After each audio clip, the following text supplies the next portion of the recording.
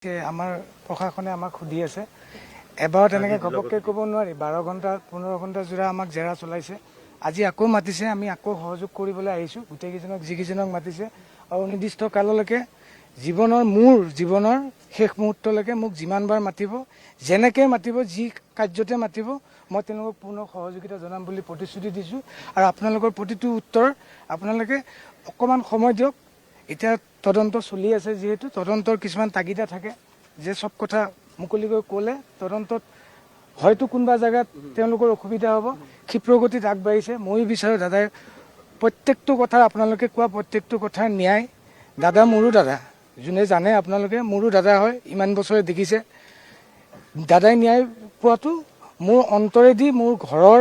মোৰ আত্মায়ো বিচাৰে দাদাই ন্যায় পাওক আৰু তাৰ কাৰণে মোৰ কৰিবলগীয়া যিখিনি আপোনালোকে যেনেকৈ আহিছে মোৰ কৰিবলগীয়া যিখিনি প্ৰশাসনক সহায় মই কৰিবলৈহে আহিছোঁ অশেষ ভাল পাইছোঁ বৌয়ে দিছে মই নিজে জাগাত যোনটো জাগাত মই খাৰা হৈ আছোঁ মই তাত আকৌ আইন বিচাৰি যাব নোৱাৰোঁ কিন্তু মই মোৰ আত্মাৰ পৰা কৈছোঁ দাদাই ন্যায় পোৱাটো মই একদম অন্তৰেদি কামনা কৰোঁ।